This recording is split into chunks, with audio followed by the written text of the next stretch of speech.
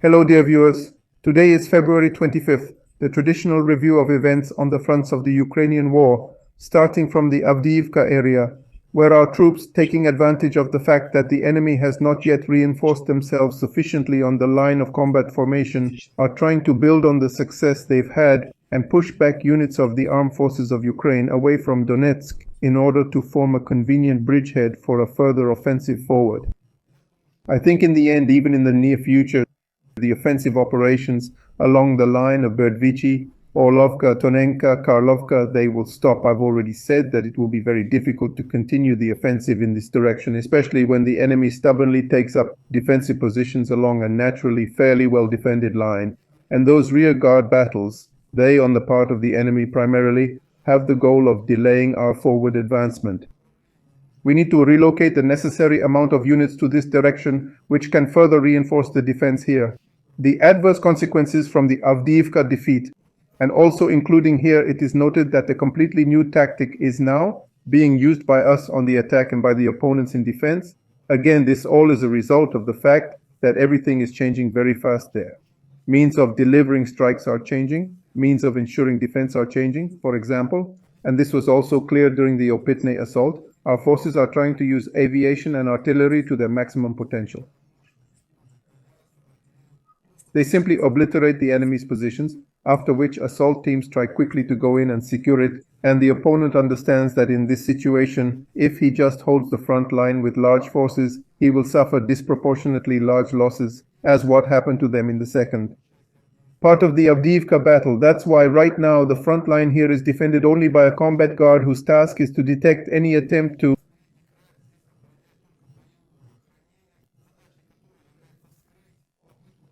delay the advance of our units forward until the enemy raises its drones to repel the attack, and also directs artillery at the storming group. Often the main task is not just to advance to a settlement, but specifically to gain a foothold in it for this reason. For example, for several days, essentially most of the settlement Lastochki was empty, and part of the settlement Severny, which our troops completely occupied and cleared yesterday, if we'll take a closer look at the frames. And not only here, for example, yesterday there was footage of the battle in the Rabotin area, the 70th Motorized Rifle Regiment, where our troops, aviation and artillery practically completely destroyed Rabotin's opponent units, and with a quick dash the armored group entered the center of the settlement. This strategy is increasingly used by us and our opponents along the entire front line. For instance, a similar attack took place yesterday in the region of Terny, and similar attacks are occurring in the region of Senkivka in the Kupinsky direction and in the area of Chasiv Yar. Our forces and the enemy are already applying elements of this tactic. This is all in understanding the dynamism that is currently happening on the front. The tactical techniques that were used at the beginning of the special military operation have long been abandoned. They have long stopped working. On top of that, the tactical techniques from our side and the enemy's side, which worked in the summer, they also have stopped working for a while.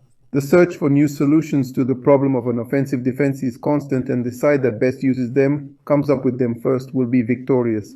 Precisely for this reason, we are now marking the liberation of Avdiivka and the front, which has been here for a long time.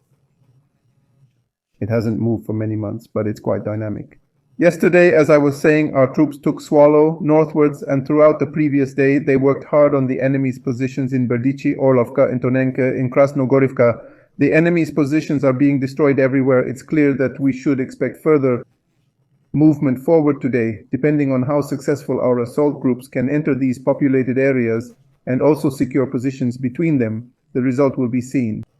The front here is moving quite dynamically for now, but I repeat, this line of defense is not the main one for the enemy. The main one is about 40 kilometers away. Most likely it's on this line that the front will ultimately freeze here, and then the time will come for other offensive operations, likely not in this direction. This